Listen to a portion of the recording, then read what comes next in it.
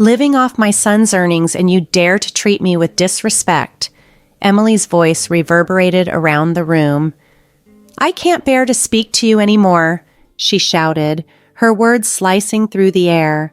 After her tirade, she started to ignore me entirely. As days morphed into weeks, I found myself enduring 4 months of her cold shoulder.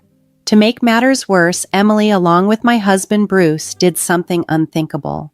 Oh no, the key doesn't work, I blurted out in shock, only to realize they had changed the locks to our home without my knowledge. Frustrated by their actions, I secretly sold the house and decided it was time to leave. My name is Tiffany, and I'm a 30-year-old. I've been married to Bruce for 3 years. We first met at a friend's party where Bruce's charming demeanor immediately caught my attention. Bruce, 2 years my senior, is a sales representative for a well-established company. His charisma and knack for entertaining made him stand out, and we quickly began dating. As time passed, our connection grew stronger, and after a 1.5 years, Bruce proposed.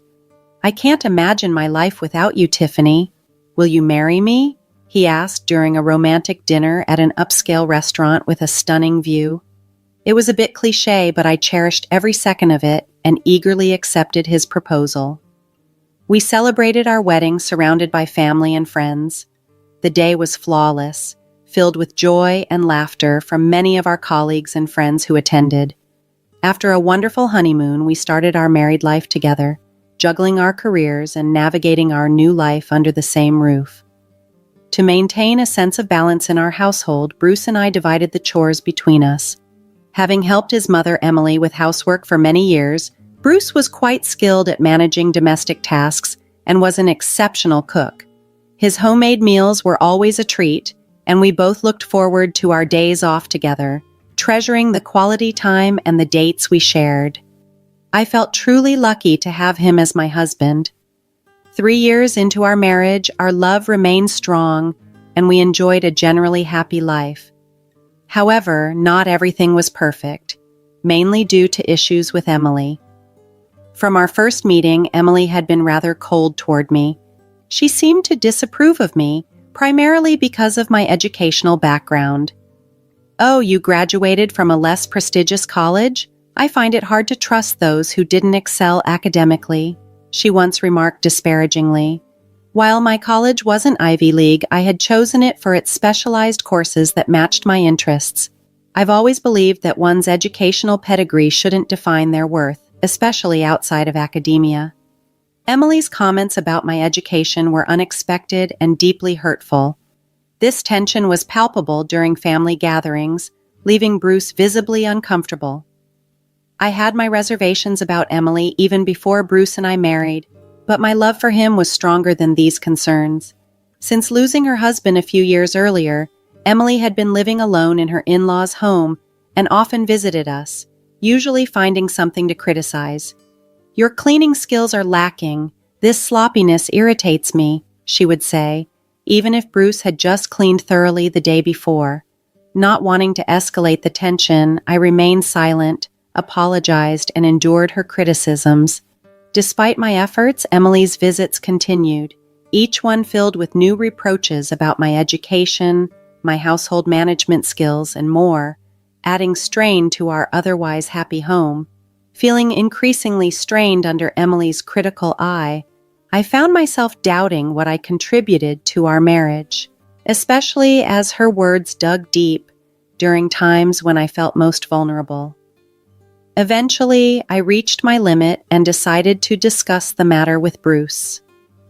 Can we talk about how your mother treats me? It's becoming unbearable, I confided, hoping for his support. She's constantly putting me down, I continued, frustration seeping into my voice. Really? I hadn't noticed, Bruce responded casually, his obliviousness catching me completely off guard. It stunned me that he didn't see his mother's remarks as insulting. This revelation in our 2nd year of marriage left me dumbfounded. Are you serious? You don't think your mom means to be hurtful? I asked, my voice faltering as I began to question my perceptions. Was I overreacting? No, it couldn't just be me. It became painfully clear that both Bruce and Emily were out of touch with how their actions and words affected me. This realization deepened my distress and disappointment in my husband. I had noticed his complex relationship with his mother before, but it hadn't significantly impacted our marriage until now. One evening, Bruce brought up another of his mother's suggestions. "Mom thinks you should cook more nutritious meals. Can we add more variety to our menu?" he asked.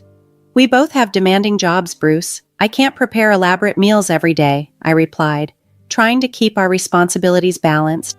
But Bruce pressed on, influenced by his mother's expectations.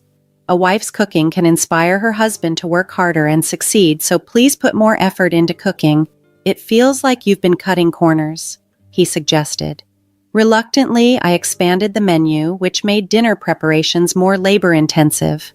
However, what truly unsettled me was Emily's reaction when she discovered that Bruce was sharing the household chores. "How dare you make Bruce do housework? A wife should never do that. Stop it right now," Emily exclaimed angrily during one of her visits. Pushed to my limit by her constant criticisms and the imbalance in understanding between Bruce and me, I realized something had to change. We both worked full-time, and maintaining a home should be a shared responsibility. "It's only fair that we share the chores," I explained calmly. "How dare you, my daughter-in-law, speak against me? Unbelievable. This is why I can't stand people without a proper education," Emily retorted. "My argument has nothing to do with education. In fact, I believe my viewpoint is more aligned with modern times," I responded firmly, standing my ground. "Your views, Emily, seem outdated." My words made Emily's face turn red with anger. "That's enough! Stop mocking me! I won't tolerate this!" she exclaimed before storming off to complain to my husband. Shortly after, my husband called me aside. "Mom is really upset. Why are you provoking her?" he questioned, visibly frustrated. "I'm not the one causing trouble here. It's your mom," I tried to explain, but his next words shocked me. "This is all your fault, isn't it, Tiffany?" he accused, shooting me an irritated glance. "What's with the attitude? You've become so disrespectful, just like Mom warned. It's not right for a wife to behave this way," he continued with a disapproving look. "Seriously? Even you're saying this now?" I felt a deep sense of disappointment. I had hoped my husband shared different values, but it seemed Emily's influence was stronger than I had realized. Doubts about my happiness in this marriage began to overwhelm me. Then, my husband dropped another bombshell. "Mom is moving in with us," he announced. "When is she coming?" I asked, caught off guard. "Don't say starting tomorrow like it's temporary," he replied uneasily. "So, it's just for tomorrow?" I questioned, hoping for some clarity but feeling a sinking sensation in my stomach. "No, she's moving in starting tomorrow," he clarified. I was stunned, hardly able to believe what I was hearing. The reality of my situation was beginning to sink in, challenging the foundations of our marriage and my expectations for our life together. "Since when did we decide to live together? My mom finds it inconvenient to keep coming over, so we thought it made sense for her to move in," he explained, seemingly unaware of how stunned I was by the news. "Why would you make that decision without discussing it with me? I'm the one bringing in the income. Shouldn't I have a say in this?" I countered, feeling the imbalance in our partnership growing. It was painfully clear that my husband was deeply influenced by his mother, Emily. She seemed to have convinced him that a wife's role was to be obedient, but deciding unilaterally that she would move in with us was completely unacceptable. The next day, Emily arrived as though it was the most natural thing in the world, bringing large bags with her. She confidently claimed a room on the first floor, acting as if she had always lived with us. "Tiffany, get the coffee brewing, will you? You're such an inconsiderate daughter-in-law," she demanded. "Hey, Mom's tired from moving. Cut her some slack," my husband chimed in, quickly siding with Emily to reprimand me. The thought of this becoming a daily routine was intolerable. I braced myself for any unforeseen challenges. Despite Emily's constant orders, I was deeply involved in an important work project and decided to block out whatever she or my husband were saying. "Why are you coming home so late? It's Tiffany's job to make dinner. Why are you making us wait? Emily complained when I arrived home late one evening. I had to work late. Looks like you both ate already, so what's the issue? I replied calmly, trying to diffuse the situation. My husband and Emily glared at me, their faces red with anger. It's infuriating living off my son's money, and you dare talk back, Emily snapped. The situation was spiraling. I realized then just how strained our home life had become, dominated by outdated expectations and a severe lack of mutual respect. My role and happiness within this marriage were becoming questions too pressing to ignore. I don't even want to talk to you, boomed Emily's voice, full of unwarranted accusations. I was baffled by her assumption that I was financially reliant on my husband. In reality, I earned more than he did. Despite this fact, Emily clung to her mistaken belief, and soon she started to ignore me completely. Whether I greeted her politely or asked her a question, she would simply brush me off. To my dismay, my husband began to mimic her behavior, joining her in this cold, silent treatment. Before I knew it, I had endured 4 months of being completely ignored. During this time, I was deeply involved in a demanding work project, and strangely enough, their silence turned out to be a welcome respite. Who knew being left alone could feel so liberating? They both wore smug smiles, thinking their silent treatment was affecting me, but I saw no harm in letting them believe that. I even put on a subdued, disheartened demeanor to keep up the facade. As the project reached its peak, my workload increased even more. Working tirelessly with my team, we finally brought the project to a successful conclusion. With my intense focus, I had completely forgotten about Emily and my husband. I was so absorbed that their attempt to unsettle me with silence went entirely unnoticed. At some point, Emily and my husband must have realized that their strategy wasn't affecting me at all. That's when they resorted to something utterly unthinkable. My key isn't working. No matter how many times I try, it won't fit the lock, I muttered to myself in frustration. It turned out they had changed the locks without informing me. As I struggled outside trying to get in, I overheard Emily's alarmed voice from inside. Is that a burglar? Their actions had escalated to a new level of absurdity, locking me out of my own home, and now they mistook me for an intruder. The situation had reached a surreal peak, challenging me to reconsider everything about this increasingly strained household dynamic. But we're home alone, so it can't be a break-in, right? Emily's voice carried a mocking tone, dripping with derision. Maybe it's trespassing, my husband added, joining in her laughter. Yeah, maybe we should call the cops, Emily suggested, amusement clear in her voice. Their laughter and casual banter echoed through the house, underscoring their complete disregard for me. This was the final straw. I resolved quietly to sell the house and move on. This house had been my family home, left to me by my parents when they retired to the countryside last year. I held full ownership rights and had taken the precaution of having the house appraised, anticipating I might need to sell it quickly due to Emily's overbearing presence. I relocated to a business hotel and informed my parents of the situation and my decision to sell. Disappointed in my husband and Emily, they gave me their full support. Bolstered by their encouragement, I promptly contacted a real estate agent and put the house on the market. I arranged for a locksmith to change the locks, and when I entered the house again, Emily looked visibly startled. How did you get in? You didn't break the lock, did you?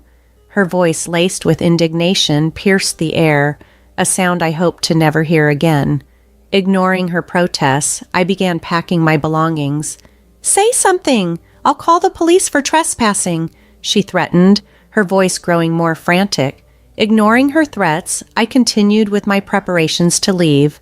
Movers swiftly began transporting my larger items as Emily continued shouting accusations, calling me a thief. However, I remained steadfast in my silence. The locksmiths and movers seemed uneasy around Emily, likely sensing the tense atmosphere.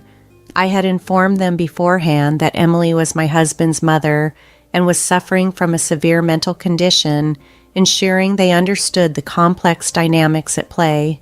As Emily continued to shout, her behavior only highlighted her confused state. She had mistakenly changed the locks, thinking my home was hers. The more she screamed, the more obvious her delusion became. I suppressed any reaction and focused on managing the move efficiently. Soon, all my belongings were packed and loaded. I left pre-filled divorce papers on the kitchen table. Without acknowledging Emily's tirades, I walked out the door. As I departed, Emily's shouts became a distant echo. It felt like a fitting reversal to let her experience the sting of being completely ignored. Later that night, my husband called, his voice seething with anger. "What do you think you're doing, taking things from this house?" he demanded. I decided it was time to confront him directly. "What am I talking about? I've only taken what I bought with my own money, and let's not forget the house itself was passed down to me by my parents," I replied. "You've been so wrapped up in pleasing Emily that you've lost sight of reality?" It seemed my words finally hit home. His phone was on speaker, and I could hear Emily's puzzled interjection in the background. Perfect. Since she was listening, I continued, "Emily, listen carefully. I've already sold the house, so I need you to leave immediately. And please sign the divorce papers. If you refuse, I'll pursue this through the courts." Both fell silent, clearly taken aback by my declaration. "Are you giving me the silent treatment again? That's fine, but know that I will not hesitate to enforce this," I stated, aware that their silence was due to shock rather than disregard. As expected, my husband finally spoke. "Wait, please." But I chose to ignore him and ended the call. Shortly after, I initiated divorce proceedings through my lawyer. My husband promptly agreed to the terms, likely fearing a drawn-out legal battle. As a result, both my ex-husband and Emily were evicted, closing a tumultuous chapter of my life. Although they could have secured a decent apartment with the proceeds from the house sale and their pensions, Emily's irresponsible spending habits had severely drained their financial resources. She had squandered my father-in-law's inheritance to pay off debts, leaving my ex-husband to grapple with the financial mess she created. Despite his numerous explanations and pleas for reconciliation, I chose to completely distance myself from the situation. Now I live alone in a comfortable apartment. I've decided to save the money from the house sale for my retirement. Currently, I am focusing on advancing my career and working towards a promotion. Love can wait. Right now, my priority is securing my future and ensuring my financial stability.